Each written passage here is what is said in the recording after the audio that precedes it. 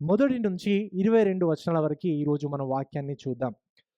Ruth గ్రంథంలో మనం ఒక చివరి ఘట్టానికి వచ్చాం.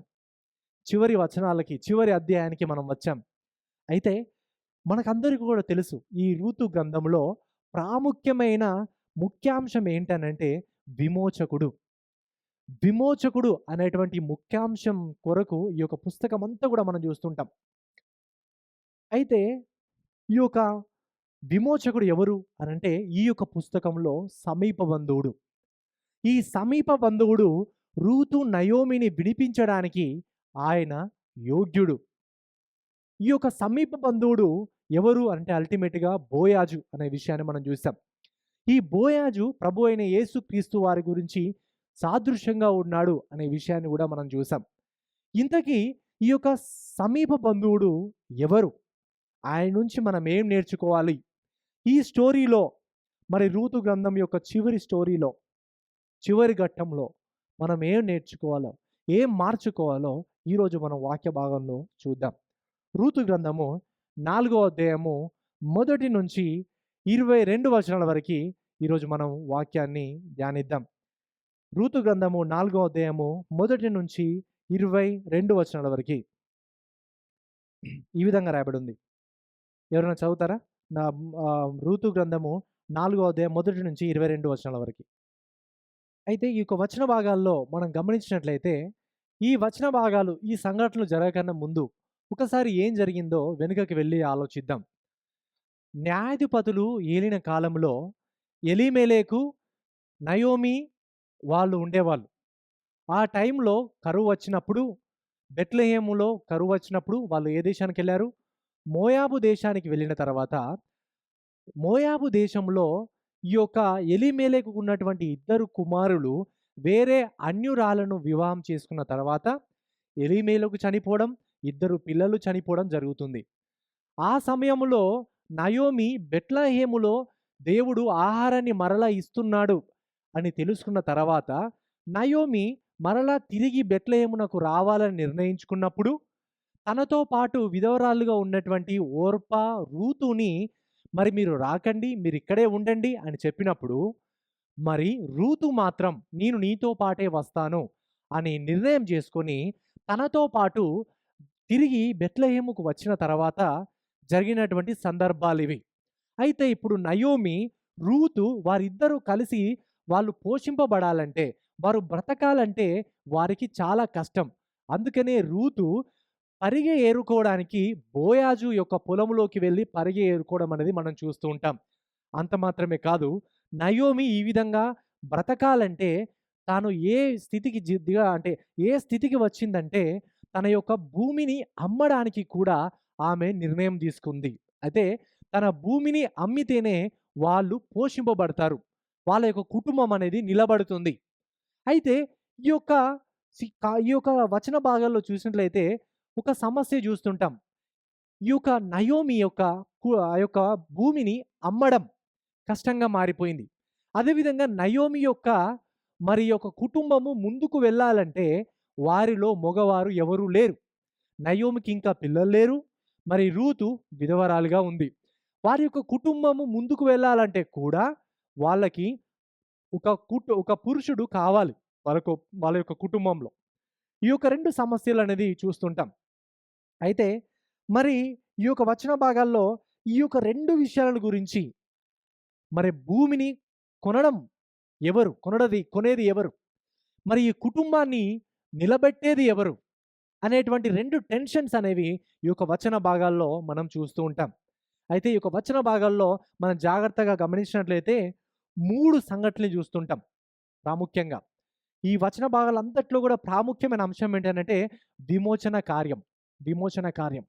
ఈ విమోచన కార్యాన్ని గురించి 3 సంఘటనలని మనం చూస్తుంటాం. మొదటి సంఘటన సమస్య, ప్రాబ్లమ్. 4వ అధ్యాయము మొదటి నుంచి 7 వచనాల వరకు ప్రాబ్లమ్, సమస్యని చూస్తుంటాం. రెండవదిగా పరిష్కారం, సొల్యూషన్. 4వ అధ్యాయము 8 నుంచి 10 వచనాల వరకు సొల్యూషన్ చూస్తుంటాం. మూడవది ఫలితం, రిజల్ట్స్. ఏంటి? 4వ అధ్యాయము 11వ వచనం నుంచి 17 వచనాల వరకు ఈ యొక్క విషయాన్ని మనం చూస్తుంటాం. మొదటిది సమస్య ఏంటి? చూడండి 1-7 వచనాల వరకు మనం చూస్తే ఇక విషయం అర్థమవుతది. బోయాజు పురద్వారమునొద్దకు పోయి అక్కడ కూర్చుండగా, బోయాజు చెప్పిన బంధువుడు ఆ త్రోవను పోవుచుండెను గనుక, బోయాజు "ఓయి ఈ తట్టు తిరిగి ఇక్కడ కూర్చుండుమని" అతన్ని పిలువగా, అతడు వచ్చి కూర్చుండెను. బోయాజు పురము ద్వారమున ఎందుకు వెళ్ళాడు? అసలక్కడ ఏం జరుగుతుంది అనంటే, పురద్వారము అంటే ఎంట్రీ గేట్ ఆఫ్ విలేజ్. అంటే ఒక విలేజ్‌కి, ఒక గ్రామానికి ప్రారంభ ద్వారము. అయితే ఈ యొక్క ప్రారంభ ద్వారములో ఏం చేసేవాళ్ళంటే, ఎవరికైనా ఏమైనా సమస్యలు ఏర్పడినప్పుడు, ఎవరికైనా ఏమైనా అన్యాయం జరిగినప్పుడు, న్యాయపరమైన కార్యాలు జరగాలంటే ఏం చేసేవాళ్ళంటే, ఈ యొక్క ఊరి యొక్క ద్వారం దగ్గరికి వెళ్ళి, అందరి దగ్గరికి వెళ్ళి అక్కడ నిర్ణయం తీసుకునేవాళ్ళు. అక్కడ డిస్కస్ చేసేవాళ్ళు. ఈ యొక్క పరిస్థితులు ఈరోజు విలేజెస్‌లో గూడా చూస్తుంటాం. పంచాయతీ చేస్తుంటారు. ఈ పంచాయతీ ఎక్కడ చేస్తుంటారు? విలేజ్ యొక్క సెంటర్‌లోనో, లేకపోతే విలేజ్ యొక్క ప్రారంభంలోనో ఈ యొక్క గ్రామ పంచాయతీ అని వాళ్ళందరూ కూడుకొని ఊర్లో ఉన్నటువంటి సమస్యలు, మరి ఊర్లో అందరూ తీసుకోవాల్సినటువంటి చట్టబద్ధమైన నిర్ణయాలని వారందరూ కలిసి అక్కడ తీసుకుంటారు గదా! ఆ కల్చర్‌లో గూడా అక్కడ వాళ్ళు యొక్క ఒక విలేజ్ యొక్క ద్వారం దగ్గర అక్కడ అందరూ కూర్చొని డిసైడ్ చేసేవాళ్ళన్నట్టు. అయితే బోయాజు ఇక్కడికి ఈ యొక్క పురద్వారమునొద్దకి ఆయన వచ్చాడు. ఈ యొక్క పురద్వారమును నొద్దన గురించి మనం చూసినట్టయితే 2 సాముయేలు 15వ అధ్యాయము 2వ వచనంలో, మొదటి రాజులు 22వ అధ్యాయము 10వ వచనంలో ఇలాంటి సంఘటనలు చూస్తుంటాం. అంటే పురద్వారమునొద్ద న్యాయపరమైన పనులు జరగడం అనేది ఈ యొక్క వచన భాగాల్లో గూడా మనము చూస్తుంటాం అన్నట్టు. అయితే బోయాజు ఈ యొక్క పురద్వారమునొద్దకి ఆయన ఎందుకు వచ్చాడంటే 2 కారణాలు. ఒకటి, పురద్వారమునొద్ద ఏంటనంటే అందరూ కూడా పనులకు వెళ్ళేవాళ్ళు. అందరూ గూడా పురద్వారమునొద్ద నుండే వెళ్తారు. అయితే ఈ యొక్క సమీప బంధువుడు ఎవరైతే ఉన్నారో ఆయనను ఈజీగా వెతకడానికి అదక్కడ అవకాశం ఉంటది ఒకటి. రెండోది, ఆ పురద్వారమునొద్దనే న్యాయపరమైన నిర్ణయాలు తీసుకుంటారు గాబట్టి, ఆ పురద్వారమునొద్దకి ఈ యొక్క బోయాజు వెళ్ళడం అనేది మనం ఇక్కడ చూస్తుంటాం. రెండో వచనంలో చూస్తుంటే, బోయాజు ఆ ఊరి పెద్దలలో 10 మందిని పిలిపించుకొని, ఇక్కడ కూర్చుండని చెప్పగా వారు కూర్చుండిరి. బోయాజు ఊరి పెద్దలలో 10 మందిని పిలిపించుకొని ఎందుకు వచ్చాడు అనంటే, వీళ్ళ యొక్క చట్ట ప్రకారం ఖచ్చితంగా ఒక న్యాయపరమైన నిర్ణయాలు తీసుకోవాలంటే 10 మంది పెద్దలు, ఊరు పెద్దలు ఉండాలి. ఏదైనా చట్టపరమైన నిర్ణయాలు తీసుకోవాలంటే ఖచ్చితంగా 10 మంది ఊరు పెద్దలు ఉండాలి. అందుకనే ఆయన 10 మంది ఊరు పెద్దలని ఆయన అక్కడికి తీసుకొని వచ్చాడు. మూడో వచనం. అతడు మోయాబు దేశము నుండి తిరిగి వచ్చిన నయోమి తన సహోదరుడైన ఎలీమేలెకునకు కలిగిన భూభాగమును అమ్మివేయుచున్నది గనుక, నీవు చెవులారా వినునట్లు నేనొక సంగతిని తెలియజేయవలెనని ఉన్నాను. ఈ పుర నివాసుల ఎదుటను, నా జనుల పెద్దల ఎదుటను ఈ భూమిని సంపాదించుకొనుము. ఏమనగా దానిని విడిపించుటకు నీవు ఒప్పుకొనిన యెడల విడిపించుము. దానిని విడిపింపనొల్లని యెడల అది స్పష్టముగా నాతో చెప్పుము. నీవు గాక దాన్ని విడిపింపవలసిన బంధువుడెవడునూ లేడు. నీ తరవాతి వాడను నేనే అని బంధువునితో చెప్పెను. అందుకతడు నేను విడిపించెదనెను. అయితే ఆ పురద్వారమునొద్దనే ఈ యొక్క సమీప బంధువుడు, నయోమికి సమీప బంధువుడు ఎవరైతే ఉన్నారో ఆయన అక్కడ దొరికాడాయన. కనబడ్డాడు. కాబట్టి ఓయి ఆయన దగ్గరికి పిలిచి చెబుతున్నాడన్నట్టు. ఈ యొక్క నీ సహోదరుడైన ఎలీమెలెకు భూభాగము నయోమి అమ్ముతున్నది. కాబట్టి నువ్వు కొంటావా? ఆ భూభాగాన్ని నువ్వు తీసుకుంటావా? నువ్వు ఖచ్చితంగా జెప్పు. క్లియర్‌గా జెప్పు. స్పష్టంగా ఈ పెద్దలందరి ఎదుట జెప్పు. నీవొక్కడివే ఇప్పుడు వాళ్ళకి సమీపవంతుడు. నీవు తప్ప వేరొకరు లేరు. నీ తర్వాత ఇగ నేనే. దూర బంధువుని నేనే. కాబట్టి క్లియర్‌గా స్పష్టంగా జెప్పు. ఆ భూమి కొంటావా? ఆ కుటుంబాన్ని విడిపిస్తావా? అని అందరి పెద్దల ముందు ఆయన క్లియర్‌గా అడగడం అనేది మనం ఇక్కడ చూస్తుంటాం. ఎందుకనంటే నయోమి ఈ పరిస్థితిలో చాలా విధవరాలుగా అయిపోయింది. ఆమె బ్రతకాలంటే తన యొక్క భూమిని అమ్మడం అవసరం. అయితే భూమిని అమ్మాలంటే ఖచ్చితంగా ఈ యొక్క వీళ్ళ యొక్క ఉన్నటువంటి ఆచార ప్రకారం ఏమంటే భూమిని ఎవరైనా అమ్మితే మొట్టమొదటిసారిగా ఫస్ట్ ప్రయారిటీ ఎవరికివ్వాలంటే వారి యొక్క కుటుంబ సభ్యులకే ఇవ్వాలి. అయితే ఎలీమెలెకు యొక్క భూమి ఇక్కడ అమ్ముతున్నారు కాబట్టి, ఎలీమెలెకు యొక్క సహోదరులకే ఫస్ట్ ప్రయారిటీ ఇవ్వాలి. మరి ఎలీమెలెకు యొక్క సహోదరులు ఎవరు అనంటే ఈ యొక్క సమీప బంధువుడు. బహుశా ఈయన అన్న కొడుకో, లేకపోతే ఆయన తోటి సహోదరుడో కావచ్చు. ఈ యొక్క సమీప బంధువుడు మనకు తెలియదు. అందుకనే మొట్టమొదటిసారిగా ఈయనను అడగడం జరిగింది. నీవు మొట్టమొదటిసారిగా ఆళ్ళ కుటుంబంలో ఉన్న వ్యక్తివి, సమీప బంధువునివి. నువ్వు ఈ భూమిని కొంటావా? లీగల్‌గా ఆ యొక్క కుటుంబం వ్యక్తులకే వాళ్ళు అమ్మాలి. ఒకవేళ లీగల్‌గా వీళ్ళు కొనకపోతే, మరి నాకిష్టం లేదు, నేను కొనను అని వాళ్ళు ఒకవేళ అనుకుంటే, వాళ్ళేం చేయాలంటే ప్రజలందరి ముందు మరి కుటుంబ సభ్యులే తప్పకుండా కొనాలి అనేటువంటి చట్టాన్ని పాస్ చేయడానికి, ఆ యొక్క చట్టాన్ని ఇతరులకు తెలియజేయడానికి చెప్పు తీసి చేతిలో పెట్టాలి వేరేటోళ్ళ చేతిలో. ఈ యొక్క సందర్భాన్ని ఈ రోజుల్లో ఎవరైనా చేశారనుకోండి, ఏమవుతది? ఆ చెప్పు తీసుకొని మన చెంప మీద కొడతారు కదా! సో, ఆ రోజుల్లో ఏంటనంటే లీగల్‌గా మరి ఏదైనా ప్రామిస్ ఇయ్యడమైనా గానీ, లీగల్‌గా ఈ యొక్క భూమిని ఇతరులకు ట్రాన్స్‌ఫర్ జేయడానికి గానీ, తన యొక్క చెప్పును తీసి ఎదుటి వారి యొక్క చేతిలో పెట్టాలి. సో, ఈ విధంగా మనమిక్కడ మనమిక్కడ చూస్తుంటామన్నట్టు. అంటే మొట్టమొదటిసారిగా ఈ యొక్క సహోదరుడు ఎలీమెలెకు యొక్క సహోదరుడు కొనకపోతే, నేను కొనట్లేదు.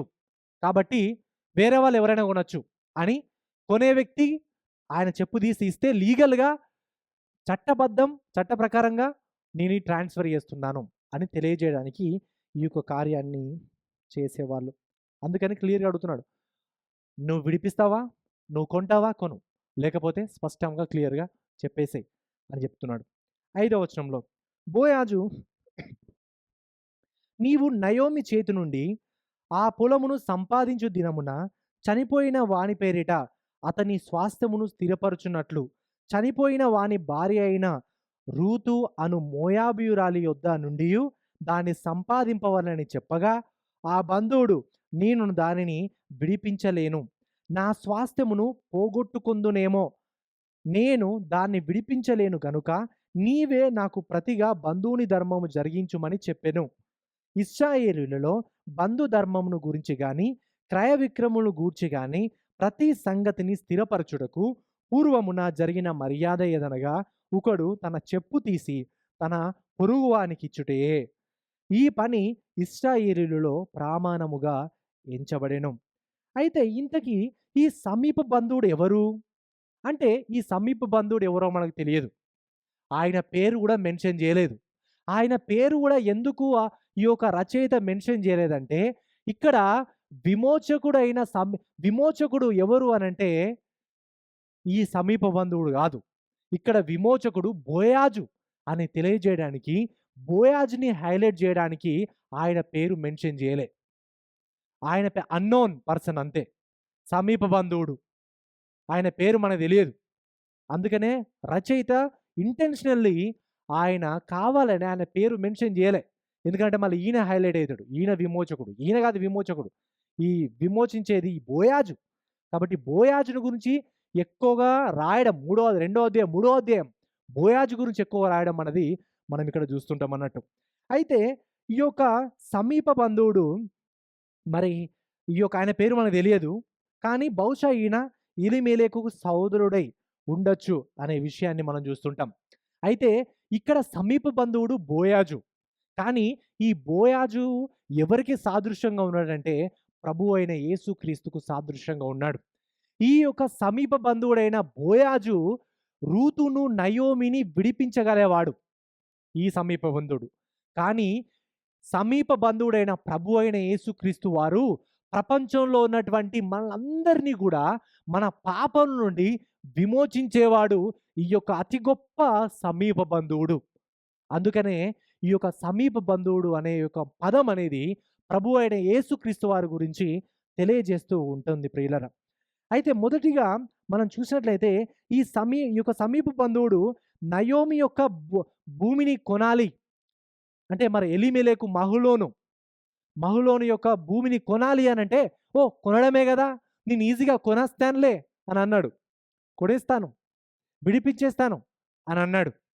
కానీ తర్వాత బోయాజు చెప్పాడు, హలో! ఇది మాత్రమే గాదు. నువ్వు నువ్వు రూతును వివాహం జేసుకోవాలి. వాళ్ళ కుటుంబాన్ని గూడా నువ్వు నిలబెట్టాలి. వాళ్ళ వంశాన్ని గూడా నువ్వు నిలబెట్టాలి అని చెప్పినప్పుడు, అప్పుడు ఏమన్నాడంటే, అప్పుడు భయపడ్డాడు. ఎందుకనంటే తిన వంశం బోతది. ఆయన యొక్క వంశం బోతది గాబట్టి, తనకున్న స్వాస్థ్యమును ఆయన పోగొట్టుకుంటానోనేమన్న భయంతోని ఆయన ఏం చేశారంటే, నేను విడిపించను అని తప్పుకున్నాడు. ఎందుకు అనంటే, ఇప్పుడు ఈయన విడిపించడంలో 2 పనులు జేయాలి. భూమిని కొనడం మాత్రమే గాదు, విధవరాలైన రూతును గూడా వివాహం జేసుకోవాలి. సమీప బంధువునిగా ఉన్నటువంటి తన యొక్క బాధ్యతలను కూడా నెరవేర్చాలి. విధవరాలైన రూతును గూడా వివాహం జేసుకోవాలి. ఇప్పుడు విధవరాలైన రూతును వివాహం జేసుకుంటే, ఈ రూతుకు అతనికి పుట్టినటువంటి మొదటి సంతానము ఎవరి సంతానంగా పిలువబడతదంటే, మహులోను సంతానముగా పిలువబడతది. అంటే రూతు యొక్క భర్త అయిన మహులోను సంతానంగానే పిలువబడతది. ఒకవేళ ఈ సమీప బంధువుడు రూతును వివాహం చేసుకొని, ఒక్కడే కుమారుడు పుట్టి అక్కడికే గర్భం ఆగిపోయిందనుకోండి. ఇప్పుడు ఈ సమీప బంధువుని యొక్క వంశం గూడా ఆగిపోతదిగ. ఎందుకనంటే అతనుకున్న ఏకైక కుమారుడు ఒకరు పుట్టారనుకోండి, ఆయన ఎవరి అకౌంట్‌లో కిందకొస్తాడు? మహులోను. ఆయన యొక్క వంశమే ఎదుగుతది తప్ప, ఈయన స్వాస్థ్యమును కోల్పోతాను, నా వంశాన్ని నేను కోల్పోతాననే భయంతోని నేను విడిపించను. కాబట్టి నేను విడిపించను కాబట్టి నువ్వే విడిపించుమని తన యొక్క చెప్పును తీసి ఆ యొక్క బోయాజు యొక్క చేతిలో ఆయన పెట్టడానికి మరి ముందుకు వచ్చాడు. ప్రియులారా, మరి ఈ యొక్క స్టోరీని మనం చాలా జాగ్రత్తగా గమనించినట్లయితే, రూతు, నయోమి చాలా సమస్యలు గుండా వెళుతున్నారు. ఇప్పుడు ఒక సమస్య ఏర్పడ్డది. సమీప బంధువుడైనటువంటి ఈ సమీప బంధువుడు నేను విడిపించనంటున్నాడు. అయ్యో! నువ్వే విడిపిస్తావు అని అనుకుంటే, నేను విడిపించని అనుకుంటున్నాడు. ఇప్పుడు వాళ్ళు ట్రయల్స్‌లో ఉన్నారు. సమస్యలో ఉన్నారు. మరి ఎవరు విడిపించాలి? ఎవరు ఈ భూమిని కొనాలి? ఎవరు రూతును వివాహం చేసుకోవాలి? అనేటువంటి సమస్యల్లో వాళ్ళు మరలా ఉన్నారు. ప్రియులారా చూడండి, నయోమి, రూతు వాళ్ళ యొక్క కుటుంబాల్లో చాలా సమస్యలు ఇదివరకు ఫేస్ చేశారు. నయోమి యొక్క భర్త చనిపోయాడు. నయోమి యొక్క ఇద్దరు పిల్లలు చనిపోయారు. ఇద్దరు ఓర్పా, రూతు ఇద్దరు విధవరాలయ్యారు. చాలా బీద పరిస్థితులకి బీద స్థితిలోకెళ్లారు. అనేక సమస్యలను, అనేక బాధలని వాళ్ళు పొందుకున్నారు. ఇంతవరకు మనం చూసినట్లయితే బహుశా అనిపిస్తది, మరి దేవుడు వారిని పట్టించుకోవట్లేదా? దేవుడు వారిని కనికరించట్లేదా? దేవుడు వారిని మరి పోషించట్లేదా? అనేటువంటి ప్రశ్న మనకు రావచ్చు. బహుశా నయోమికి వీళ్ళకి రావచ్చు. కానీ ప్రియులారా, ఈ సమస్య వెనకాల దేవుడు పని చేస్తూ ఉన్నాడు. సమస్యలు కొంత మట్టుకే ఉన్నాయి. కానీ తర్వాత గొప్ప ఆశీర్వాదం అనేది వాళ్ళు పొందుకున్నారు. ప్రియులారా, చాలా సార్లు మన జీవితాల్లో గూడా కొన్ని సమస్యలు ఎదురైనప్పుడు మనం ఏమంటామంటే, నాకే ఎందుకు ఈ సమస్యలు? దేవుడు చూడట్లేదా? దేవుడు ఎందుకు కనికరిస్తలేడు? దేవుడు నాకెందుకు సహాయం చేస్తలేడు? నేను దేవుడికి ఏ పాపం చేసినా? అందరూ మంచిగానే ఉంటున్నారు, నేనే ఎట్లుంటున్నా? నాతో నచ్చినోళ్ళు డెవలప్ అయ్యారు, నేను గిన్ని సంవత్సరాలు వచ్చినా ఇంకా నేను డెవలప్ కాలేదు అనేటువంటి చాలా మాటలు మనం మాట్లాడుతూ ఉంటాం. సమస్యలు సమస్యలు రాగానే దేవుని నిందించడంలో ఫస్ట్ ఉంటాం. సమస్యలు రాగానే దేవుడి నుండి నాకు దేవుడు ఏం మంచి చేయలేదు, దేవుడు నమ్ముకొని వేస్ట్ అని దూరం వెళ్తూ ఉంటాం. కానీ ప్రియులారా గమనించండి, దేవుడు మన యొక్క ప్రతి సమస్య వెనకాల ఆయన పని చేస్తూ ఉన్నాడు అనే విషయాన్ని గమనించాలి. ఇప్పుడు రూతు, నయోమి మోయాబు దేశానికి రావడం దేవుని యొక్క ప్రణాళికనే. అక్కడ మరి సమస్యలు వాళ్ళు ఎదుర్కోవడం, వాళ్ళ పిల్లలను కోల్పోవడం కూడా దేవుని యొక్క ప్రణాళికనే. రూతుని మరి నయోమికి ఒక కుమారుడు మహులోను పెళ్లి చేసుకోవడం దేవుని యొక్క ప్రణాళికనే. రూతు మరలా ఇశ్రాయేలు దేశంలోనికి రావడం దేవుని యొక్క ప్రణాళికనే. ఇశ్రాయేలు దేశంలోకి వచ్చి బోయాజును పెళ్లి చేసుకోవడం, బోయాజు యొక్క సంతానంలో నుండి దావీదు మహారాజు రావడం, దావీదు మహారాజు యొక్క సంతానం నుండే ప్రభు అయిన యేసుక్రీస్తు రావడం అనేది దేవుని యొక్క ప్రణాళిక.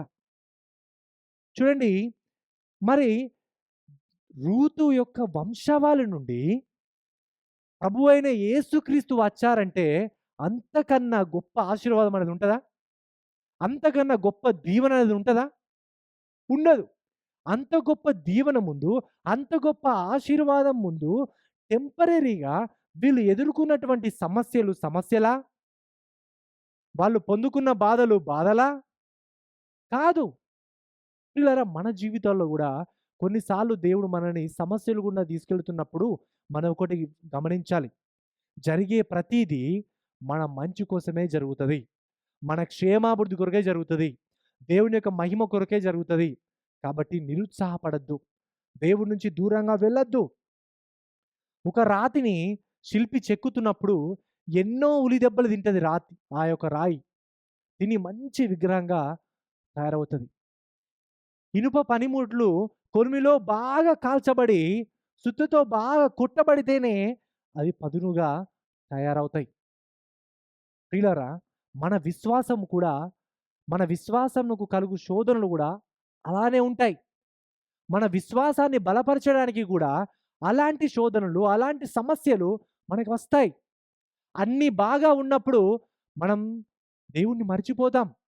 అన్నీ బాగా ఉన్నప్పుడు, అన్ని కంఫర్టబుల్ జోన్‌లో ఉన్నప్పుడు మనము దేవుని యొక్క కృప ఎంత గొప్పదో మనం అర్థం చేసుకోం. సమస్యలొచ్చినప్పుడే, ప్రాబ్లమ్స్ వచ్చినప్పుడే మనం దేవుని మీద ఆధారపడుతుంటాం. ప్రియులారా, మీలో ఎవరైనా ప్రస్తుతం కుటుంబ సమస్యలైనా, అనారోగ్య సమస్యలైనా, మరి పనుల్లో సమస్యలైనా, బహుశా మరి మీ వ్యక్తిగత జీవితంలో కొన్ని సమస్యలైనా ఉండొచ్చు. ఆ సమస్యలు గుండా మీరు వెళ్తూ ఉండొచ్చు. అధైర్యపడకండి. దేవుని ప్రార్థించండి. దేవా, ఈ సమస్యలు నాకిచ్చారు. ఈ సమస్యల నుండి నేను ఏ పాఠం నేర్చుకోవాలి? ఈ సమస్యల ద్వారా నేను నా విశ్వాసాన్ని కోల్పోకుండా ఇంకా ఏ విధంగా విశ్వాసంలో బలంగా ఎదగాలి అని దేవుణ్ణి ప్రార్థించండి. కానీ దేవుణ్ణి నిందించకండి. మనకెదురయ్యే ప్రతి ఒక్క సమస్య మన యొక్క క్షేమాభివృద్ధి కొరకే, దేవుని యొక్క మహిమ కొరకే. శ్రమలు అనే పాఠశాల గుండా దేవుడు మిమ్మల్ని తీసుకెళ్తున్నప్పుడు, దేవా, ఈ శ్రమలు అనే పాఠశాల గుండా నేనేం నేర్చుకోవాలి? నాకు ఏది తెలియదు అని ప్రార్థించండి సాత్వికంతో. అప్పుడు దేవుడు మీకు నేర్పించి మిమ్మల్ని మీకు గొప్ప ఆశీర్వాదాలని, దీవెనలని ఆయన మీకు అనుగ్రహిస్తాడు. ఇది మనం మొదటిగా చూసినటువంటి విషయం. మొదటిగా సమస్య. సమస్య ఏర్పడింది. రెండవదిగా ఈ విమోచన కార్యానికి మరి పరిష్కారం ఏంటి? చూడండి, 4-10 వచనాలు. పరిష్కారం, సొల్యూషన్. ఆ బంధువుడు నీవు దానిని సంపాదించుకొనుమని బోయాజుతో చెప్పి తన చెప్పు తీయగా, బోయాజు ఎలీమెలెకునకు కలిగినది యావత్తును, కిల్యోనుకును మహులోనుకును కలిగినది యావత్తును నయోమి చేతి నుండి సంపాదించితినని నేనన్నందుకు మీరు ఈ దినమున సాక్షులై ఉన్నారు అని చెప్పాడు. పిల్లలు చూడండి, రూతు యొక్క వివాహం మరి మనం గమనించినట్లయితే ఇక్కడ ఎవరైతే బోయాజు మరి ఒకవేళ రూతును వివాహం చేసుకొని ఉంటే ఈ సమయంలో చేసుకుంటే మొట్టమొదటి సంతానము ఎవరికి చెందుతుందంటే నయోమి యొక్క కుటుంబానికే చెందుతుంది. ఈ భూమిని కొనడం గాని, రూతును వివాహం చేసుకోవడం గాని బోయాజుకు కష్టంతో కూడిన పనేటువంటి పని. స సాహసం సాహసంతో కూడినటువంటి పనే ఈ యొక్క పని. అయినప్పటికిని కూడా బోయాజు ఈ పని చేయడానికి ముందుకు వచ్చాడు. త్యాగపూరితంగా మరి ఆయన ముందుకు వచ్చి నేను ఈ భూమిని కొంటాను. మరి అదేవిధంగా రూతును కూడా వివాహం చేసుకుంటాను అని ఆయన ముందుకు వచ్చాడు. ఈ బీద విధవరాలైన రూతుని నేను ఆదరిస్తాను. వాళ్ళ కుటుంబానికి నేను అండగా ఉంటాను అని బోయాజు త్యాగపూరితంగా ఆయన ముందుకు రావడం అనేది మనం చూస్తుంటాం. మరి బోయాజు యొక్క మనస్తత్వాన్ని, మరి కరుణించే మనస్తత్వాన్ని, దయ చూపేటువంటి మనస్తత్వాన్ని మనం ఇక్కడ చూస్తుంటాం.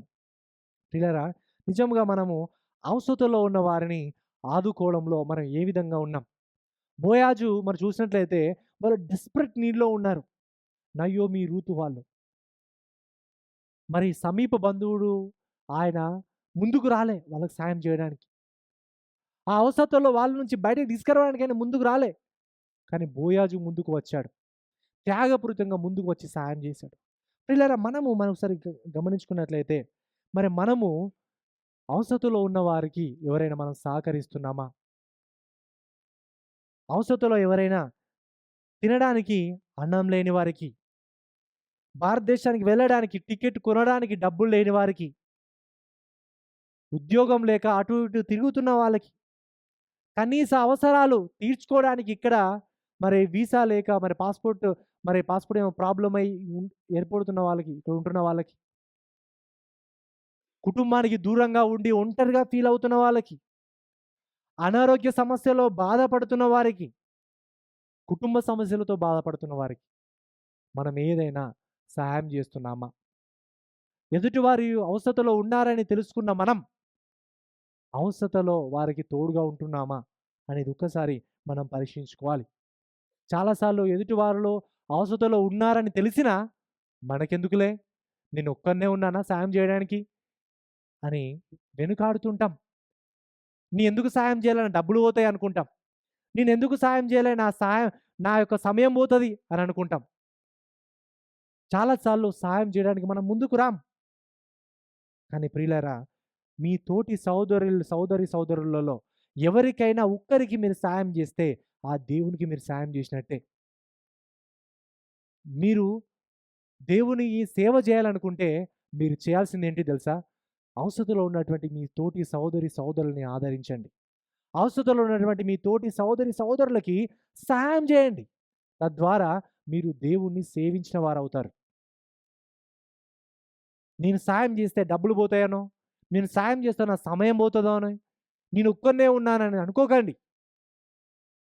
సహాయం చేయడానికి అవసరత ఏర్పడినప్పుడు, దేవునికి సేవ చేయడానికి ఒక మంచి అవకాశం మీకు దొరికిందని భావించి, ముందుకు వచ్చి సాయం జేయండి. సో, బోయాజయితే అక్కడ రెస్పాండ్ అయ్యాడు. వెంటనే రెస్పాండ్ అయ్యి, ఆమెను విడిపించడానికి ఆయన ముందుకు వచ్చాడు.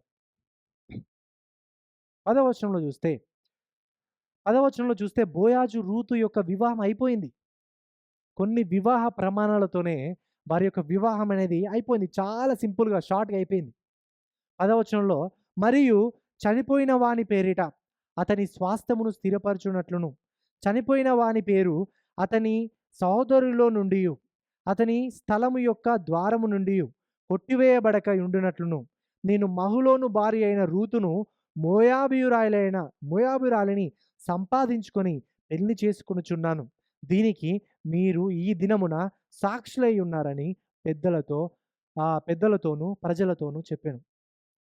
ఎంత సింపుల్‌గా వాళ్ళ యొక్క వివాహం అయిపోయిందనంటే, చాలా సింపుల్‌గా ఏ హడావిడి లేదు. ఇంత గొప్ప త్యాగపూరితమైనటువంటి ప్రేమ కథలో వివాహం బ్రహ్మాండంగా ఉండాలి. ఈ యొక్క బోయాజు చాలా ధనవంతుడు. ఆ రిచ్ పర్సన్ కాబట్టి తన యొక్క వివాహం చాలా గొప్పగా చేయాలి. కానీ అలా ఏం గూడా చేయలేదు. చాలా సింపుల్‌గా మాటలతోనే, ప్రమాణాలతోనే సంఘ పెద్ద ఎవరైతే ఊరు పెద్దలున్నారో, ఆ ఊరు పెద్దల సమక్షంలోనే కొన్ని ప్రమాణాలతోనే సింపుల్‌గా తన పెళ్లి చేశాడు. ఈ రోజులలో మనము వివాహం అంటేనే ఏమర్థమవుతది మనకి? వివాహం కోసం లక్షలు ఖర్చు పెడుతూ ఉంటారు. వివాహం అంటే, పెళ్ళంటే తప్పకుండా మినిమమ్ 10-15 లక్షలు మినిమమ్. ఎంత చిన్నగా చేసుకున్నా 10-15 లక్షలు ఖచ్చితంగా ఖర్చవుతది. ప్రియులారా, చాలామంది దూరదేశాలకు ఎందుకు వస్తున్నారంటే, తమ యొక్క చెల్లి పెళ్ళికో, తన యొక్క అక్క పెళ్ళికో, లేకపోతే మరి వాళ్ళ యొక్క పిల్లల పెళ్ళికో, వాళ్ళు చేసినటువంటి అప్పును తీర్చడానికి ఈ దేశాలకొచ్చి కష్టపడి పని జేస్తూ ఉన్నారు. కొంతమంది ఎందుకు దేశాలకు వస్తున్నారంటే, మా పిల్లల పెళ్లి జేయాలె. లేకపోతే మా అక్క పెళ్లి జేయాలి, మా చెల్లె పెళ్లి జేయాలి అనే ఉద్దేశ్యంతోని ఇక్కడికి వస్తున్నారు. ఎందుకనంటే, పెళ్లి అంటే మన ఇండియాలో చాలా ఖర్చుతో కూడుకున్న పని. వివాహం అంటేనే ఎన్నో లక్షలు పెట్టాలి అని ఆలోచిస్తారు. కొంతమంది ఆడపిల్లలు పుడితే ఎందుకు భయపడుతున్నారంటే, అమ్మో! ఆడపిల్లలు పుడితే ఆమెకు కట్నమియ్యాలి. మినిమమ్ ఒక 10,00,000 20,00,000 మినిమమ్ అన్నా ఇవ్వాలి. మళ్ళా పెళ్లి ఖర్చులు పెట్టుకోవాలి. బాగా ఖర్చులుంటాయి. కాబట్టి ఆడపిల్లల్ని కనొద్దు. ఆడపిల్లలు మీకు ఆడపిల్ల అని చెప్పగానే మూతి ముడుచుకుంటారు. అయ్యో! ఆడపిల్లనా? అయ్యో! కొడుకు పుట్టలేదా? అని అంటుంటారు. సో, ఇక్కడ చాలా ఎందుకిలా అవుతున్నాయనంటే, ఈ యొక్క వివాహ విషయంలో మరి చాలా డబ్బులు ఖర్చు పెట్టాలి. మరి కట్నం ఇవ్వాలి అని ఆలోచించి ఆడపిల్లను గూడా కనడానికి గూడా భారంగా ఫీలవుతున్నారు. వివాహం అనేది ఒక్క రోజులో జరిగేటువంటిది. కానీ వివాహ కార్యక్రమం అనేది ఒక్క రోజులో జరిగేటువంటిది. వివాహం అనేది భార్యాభర్తలు చనిపోయేంత వరకు కలిసి ప్ర బ్రతికేది జరిగేది. ఒక్కరోజే జరిగేది ఒక వివాహ కార్యక్రమం అంతే. కానీ వివాహ జీవితం అనేది కలిసి భార్యాభర్తలు ఇద్దరు గూడా కలిసి మరి బ్రతికేది. చనిపోయేంత వరకి భార్యాభర్తలు కలిసి బ్రతకాలి. మరి వివాహ కార్యక్రమంలో ప్రాముఖ్యంగా కావాల్సింది ఏంటనంటే డీజే మ్యూజిక్‌లు, లేకపోతే మంచి స్క్రీను, ఫ్లవర్ బొకేసు ఇవన్నీ డెకరేషన్స్ అవి ఇవి గాదు. వివాహ కార్యక్రమంలో కావాల్సింది మరి సాక్షులు, మరి వివాహ నిబంధనకి ప్రాముఖ్యంగా ఏదైనా ఒక రింగ్ అయినా ఉంటే సరిపోతది బేసిక్‌గా. ఇలా ఉంటే బేసిక్‌గా వివాహం అనేది అయిపోతూ ఉంటది. కానీ మనము చాలా ఇండియాలో చూసినట్లయితే చాలా భయంకరంగా ఖర్చులు పెడుతూ ఉంటారు. డీజే బాక్సులని పెడుతూ ఉంటారు. డెకరేషన్స్ అని పెడుతూ ఉంటారు. టెంట్స్ అని పెద్ద పెద్దగా టెంట్స్ పెడుతుంటారు. రకరకాల రుచికరమైన వంటలు అండుతారు. దాదాపుగా ఒక 20,00,000 అప్పు తీసి పెడతారు. ఈ 20,00,000 అప్పు మళ్ళెప్పుడు తీరుస్తారు అనంటే, మళ్ళీ ఆ 20,00,000 అప్పు తీర్చడానికి మళ్ళో 10 సంవత్సరాలు 20,00,000 దేశాలకి రావాలి. కష్టపడి పని జేయాలి. మళ్ళీ ఆ యొక్క అప్పును తీర్చాలి. ఒక 3, 4 గంటలు జరిగేటువంటి వివాహ కార్యక్రమానికి 10 సంవత్సరాలు కష్టపడడం ఎందుకు? దాన్నే సింపుల్‌గా జరుగుంటే అయిపోద్ది గదా! పేరులోకి పోతాం. ఓహ్! మనందరి వివాహం అంటే అందరూ గొప్పగా చెప్పుకోవాలి. ఇక్కడ మన డిస్ట్రిక్ట్‌లోనే ఇక వివాహం ఇట్లా మాలాగా ఎవరిది జరగద్దు అని పేరులోకి పోతాం. అందరూ మన గురించి చెప్పుకోవాలా అనుకుంటాం. చెప్పుకొని చాలా ఖర్చు పెట్టి మనము ఇంకా రెస్ట్ ఆఫ్ ద లైఫ్ ఆ ఖర్చులు తీర్చడానికే మనము ప్రయాస పడుతూ ఉంటాం. ఎందుకు అలాంటిది? ప్రియులారా, ఒకసారి ఈ యొక్క సమయం వచ్చింది కాబట్టి నేను చెప్తున్నాను. ఈ యొక్క వివాహం గురించి. నాకు తెలిసినటువంటి మా కాలేజీలో చదువుకున్నటువంటి ఒక ప్రొఫెసరు ఆయన ఏం చేశాడంటే, తన యొక్క వివాహానికి ఏం చేశాడంటే రస్నా జ్యూస్ ఇచ్చాడు. అందరికీ ఒక రస్నా జ్యూస్ ఇచ్చి పంపించేసాడు. ఇంకొకాయన మా ఫ్రెండ్ ఏం చేశాడంటే టీ సమోసా ఇచ్చాడు. టీ సమోసా ఇచ్చేసి అదే ఫినిష్ అయిపోయింది. ఒక 2, 2 అవర్స్ స్నాక్స్ అంతే అయిపోయింది వివాహం. వీళ్ళారా ఎంత వీలైతే అంత తక్కువగా అంటే వివాహ కార్యక్రమానికి ఖర్చు చేసుకోవడం అంటే బెటర్. చాలా ఎక్స్‌పెన్సెస్ చాలా తక్కువ చేయాలి. పెళ్లి కానోళ్ళకి చెప్తున్నాను. పెళ్లైనోళ్ళకి కూడా తర్వాత అంటే ఇక మీ పిల్లలు కూడా ఉంటారు కాబట్టి మీ పిల్లలు కూడా కొంచెం ఆలోచిస్తారని. ఎందుకనంటే మరి ఒక ప్రశ్న నేనడిగితే మరి ఒక ప్రశ్న మిమ్మల్ని అడిగాననుకోండి ప్రాముఖ్యంగా. ఒక్కరోజు జరిగే ఈ యొక్క వివాహ కార్యక్రమం ప్రాముఖ్యమైనదా? లేకపోతే భార్యాభర్తలుగా మీరు బ్రతికేటువంటి 30 సంవత్సరాలు ఇంక ముందున్న 30 సంవత్సరాలు, 40 సంవత్సరాలు ప్రాముఖ్యమైనవా? ఏవి ప్రాముఖ్యమైనవి? చెప్తలేరు?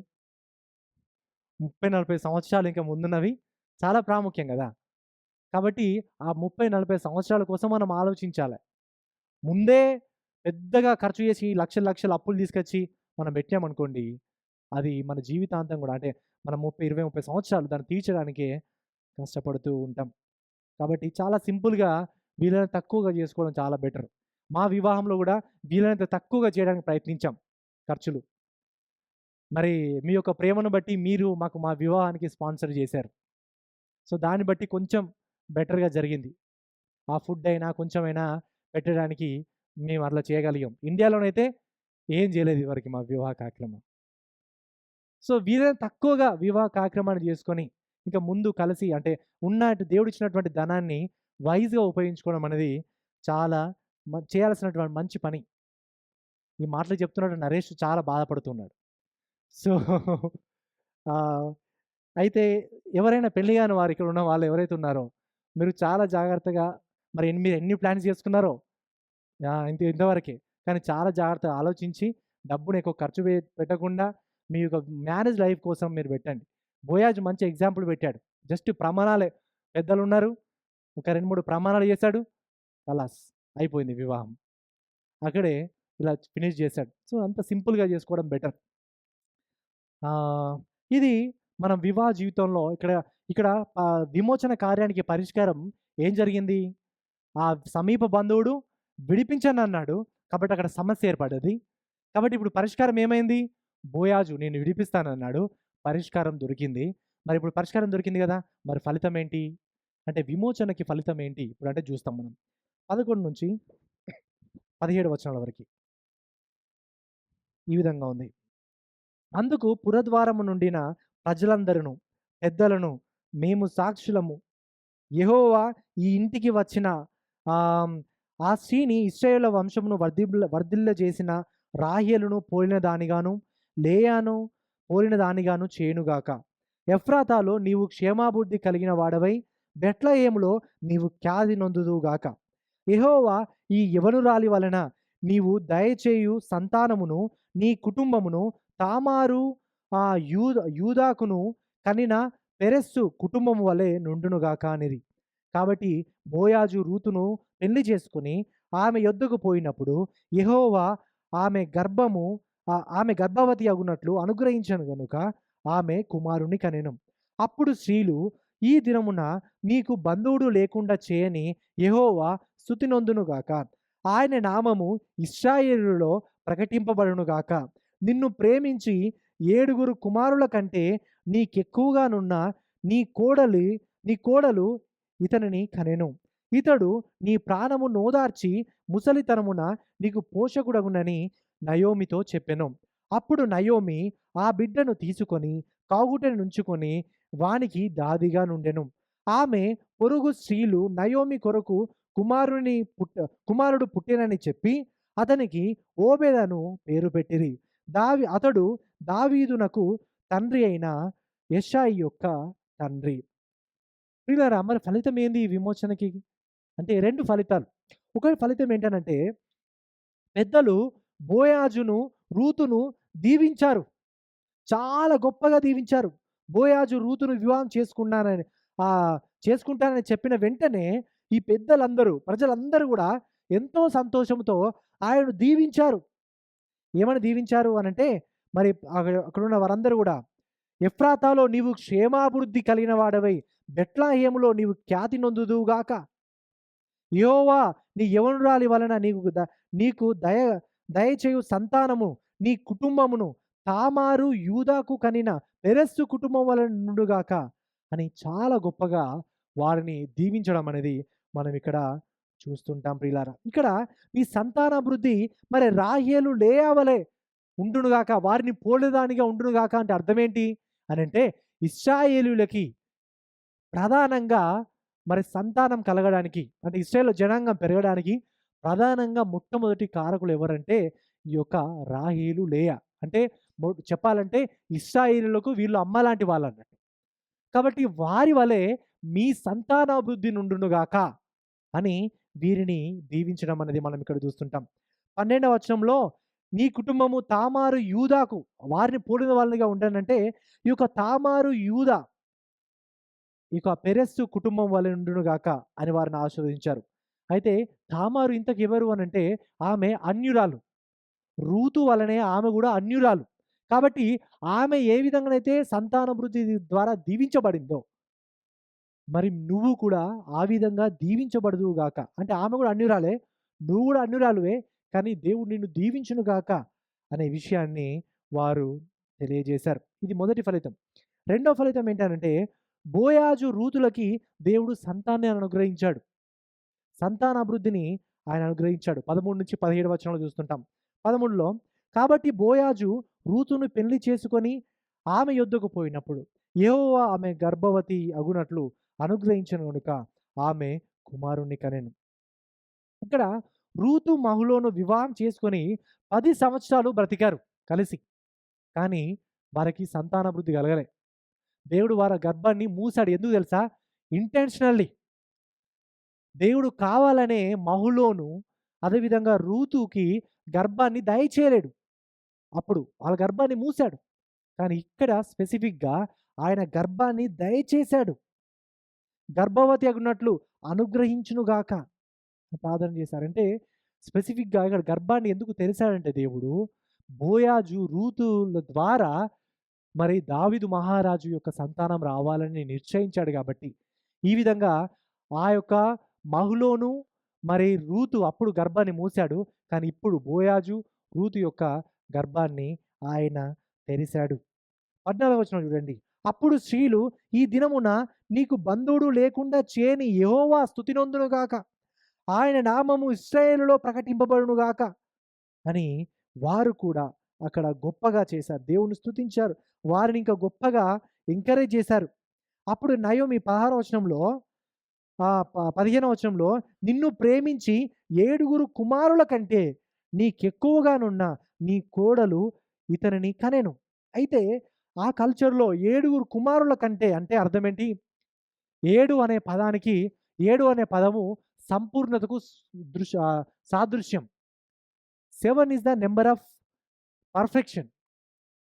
అయితే ఇక్కడ ఏంటనంటే ఆ యొక్క కల్చర్‌లో 7 కుమారులుంటే పరిపూర్ణమైన కుటుంబంగా వాళ్ళు భావించేవాళ్ళు. 7 కుటుంబాలుంటే ఓహ్! మాది కంప్లీట్ ఫ్యామిలీ అని భావించేవాళ్ళన్నట్టు. అందుకని వీళ్ళేమంటున్నారంటే 7 కుమారుల కంటే 7 నీ కుమారులు ఉండడం కంటే ఒక్క రూతు నీకుంటే నీ ఫ్యామిలీ కంప్లీట్ ఫ్యామిలీ. నీ ఫ్యామిలీ పరిపూర్ణమైన ఫ్యామిలీ అని చెప్తున్నారన్నట్టు. 7 కుమారులుంటే పరిపూర్ణమైన ఫ్యామిలీ అని పిలువబడడం గాదు. ఇలాంటి ఒక్క కోడలు, రూతు లాంటి ఒక్క కోడలు ఒక కుటుంబంలో ఉంటే 7 కుమారులు లేకుండా సరిపోతది. అది మంచి పరిపూర్ణమైన కుటుంబం అని వాళ్ళు గొప్ప చేస్తున్నారు. వాళ్ళు తెలియజేస్తున్నారన్నట్టు. 17వ వచనం చూస్తే ఆమె పొరుగు స్త్రీలు నయోమి కొరకు కుమారుని పుట్టెనని చెప్పి అతనికి ఓబెదను పేరు పెట్టిరి. అతడు దావీదునకు తండ్రి అయిన యెష్షయి యొక్క తండ్రి. బైబిల్‌లో మొట్టమొదటిసారిగా కుటుంబ సభ్యులు గాక వేరే వాళ్ళు తమ పిల్లలకి పేరు పెట్టడం ఇదే ఫస్ట్ టైం. కుటుంబ సభ్యులు పెట్టలే పేరు. వీళ్ళ యొక్క పిల్లల పేరు. బోయాజు, రూతు యొక్క కుమారుని యొక్క పేరు వేరే వాళ్ళు పెట్టిర్రు. అక్కడున్న స్త్రీలు, అక్కడున్న వాళ్ళు ఓబేద్ అని పేరు పెట్టారు. బైబిల్‌లో ఫస్ట్ టైం వేరే వాళ్ళు పేరు పెట్టడం కుటుంబ సభ్యులు గాక. గమనించండి ప్రియులారా, దేవుని యొక్క సార్వభౌమ అధికారంలో రూతు యొక్క కథ ఎలా మలుపులు తిరుగుతూ వచ్చిందంటే, ఒకప్పుడు బెత్లెహేము పట్టణం నుండి మోయాబు దేశమునకు వచ్చి భయంకరమైన పరిస్థితులు ఎదుర్కొన్న వాళ్ళు మరలా బెత్లెహేమునకు వచ్చి వాళ్ళు ఈ విధంగా రూతుకు వివాహం అవ్వడం, మరలా వాళ్ళు కుటుంబం స్థాపించబడడం, మరలా వాళ్ళు మరి గతంలో ఉన్నటువంటి జీవితం కంటే గొప్పగా బ్రతకడం మనం చూస్తుంటాం. గతంలో ఉన్నటువంటి కుటుంబం కంటే రెట్టింపు కుటుంబాన్ని దేవుడు అనుగ్రహించడము మనం ఇక్కడ చూస్తుంటాం. ఒక విధవరాలుగా రూతు ఉండేది. కానీ ఇప్పుడు ఒక మంచి కుటుంబాన్ని దేవుడు వారికి అనుగ్రహించాడు. ఈ యొక్క రూతు గ్రంథంలో దేవుడి యొక్క ప్రణాళికలు చాలా అద్భుతం. ఆయన యొక్క నడిపింపు చాలా అద్భుతం. దేవుని యందు విశ్వాసం ఉంచిన వారికి సమస్తమును సమకూడి జరుగుతదంటే ఇదే పర్ఫెక్ట్ ఎగ్జాంపుల్. దేవుని యందు విశ్వాసం ఉంచిన వారికి సమస్తమును కూడా సమకూడి జరుగుతది ఆళ్ళ మేలు కొరకు. ఈ యొక్క రూతు జీవితంలో జరిగిన ప్రతీది కూడా, నయోమి జీవితంలో జరిగిన ప్రతీది కూడా సమస్తమును సమకూడి జరిగింది. వాళ్ళ మేలు కొరకి, వాళ్ళ కుటుంబ క్షేమాభివృద్ధి కొరకు జరిగింది. బోయాజు రూతు యొక్క వంశవాళ నుంచి దావీదు మహారాజు రావడం జరిగింది. దావీదు మహారాజు యొక్క వంశవాళ నుండి ప్రభువైన యేసుక్రీస్తు వారు రావడం జరిగింది. దేవుని యొక్క అద్భుతమైన ప్రణాళికలో ప్రభువైన యేసుక్రీస్తు వారు ఈ యొక్క రూతు, అన్యురాలైన రూతు యొక్క వంశావళి నుంచి రావడం మనం ఇక్కడ చూస్తుంటాం ప్రియులారా. ఏ విధంగానైతే నయోమి రూతునకు తమ భూమిని సంపాదించడానికి, తమ యొక్క కుటుంబాన్ని నిలబెట్టడానికి విమోచకుడు అవసరమయ్యాడో, ప్రియులారా ఈరోజు మనకు కూడా విమోచకుడు అవసరం. మనకు కూడా విమోచకుడు అవసరం.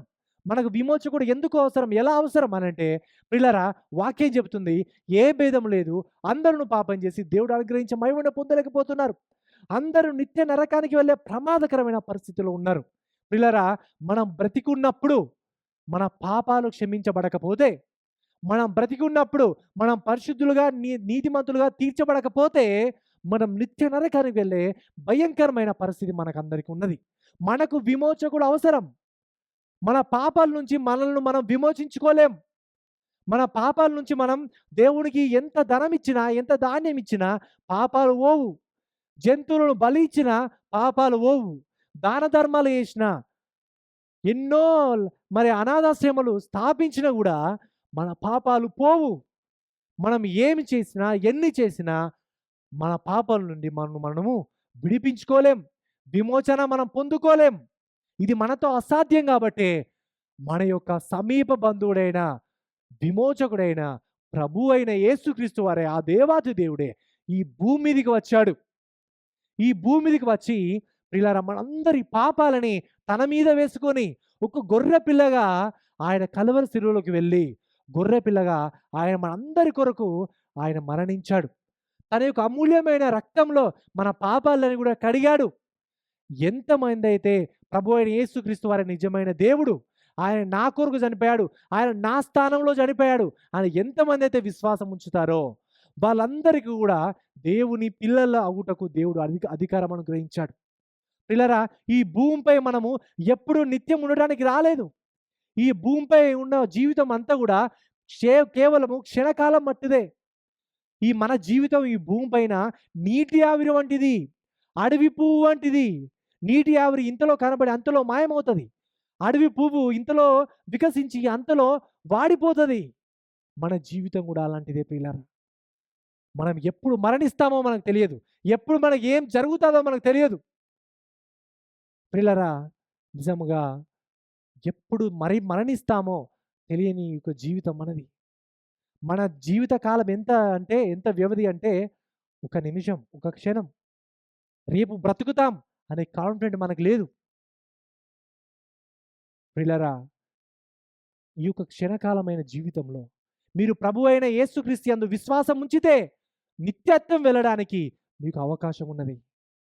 ఈ క్షణకాలంలో ఉన్న జీవితంలో యేసుక్రీస్తు యందు విశ్వాసం ఉంచితే నీవు నిత్యత్వానికి వెళ్ళేటువంటి గొప్ప అవకాశాన్ని దేవుడు ఇస్తున్నాడు. ప్రియులారా మనము పడుకొని ఉదయం లేస్తామో లేమో తెలియదు కానీ చనిపోయిన తర్వాత తప్పకుండా మనం లేస్తాం. పడుకొని ఉదయం లేస్తామో లేవమో తెలియదు కానీ చనిపోయిన తర్వాత మాత్రం ఖచ్చితంగా తిరిగి లేస్తాం. ప్రభువైన యేసుక్రీస్తు వారు ఒకానొక రోజు రాబోతున్నారు. మనం ఒకానొక రోజు ఎప్పుడో ఒకసారి చనిపోబోతున్నాం. కానీ ఎప్పుడు చనిపోయినా ప్రభు అయిన యేసుక్రీస్తు వారు ఎప్పుడు వచ్చినా ఆయనతో పాటు మనం ఉండాలంటే ఒకే ఒక మార్గం ప్రభు అయిన యేసుక్రీస్తు వారు. ఆయనే మార్గం, సత్యం, జీవం.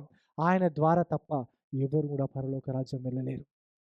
మరి ఎంతమంది ప్రభు అయిన యేసుక్రీస్తు యందు విశ్వాసం ఉంచారు? ఎంతమంది ప్రభు అయిన యేసుక్రీస్తు యందు విశ్వాసం ఉంచి మరి నిరీక్షణ ఉంచి ఆయన కోసం మీరు బ్రతుకుతున్నారు? ఒకసారి మన జీవితాలని మనము పరీక్షణ చేసుకుందాం ప్రియులారా. అందరూ కళ్ళు మూసుకుందాం. కళ్ళు మూసుకొని ఒక్క నిమిషం మన జీవితాలు మనం పరీక్షించుకొని, మరి క్షణకాలమైన ఈ యొక్క జీవితంలో నేను దేవుని కొరకు ఏమైనా చేస్తున్నానా? మన సమీప బంధువుడైనటువంటి విమోచకుడైన ప్రభు అయిన యేసుక్రీస్తు వారు ఈ భూమి మీదికి వచ్చి మన స్థానంలో ఆయన మరణించారు. మరి మనం ఆయన కొరకు బ్రతుకుదామా? ఒకసారి మన జీవితాన్ని మనం పరిశీలన చేసుకొని మన పాపాలు మనం ఒప్పుకొని ప్రభు చింతకు వద్దాం. ఆయన సహాయాన్ని మనం వేడుకుందాం.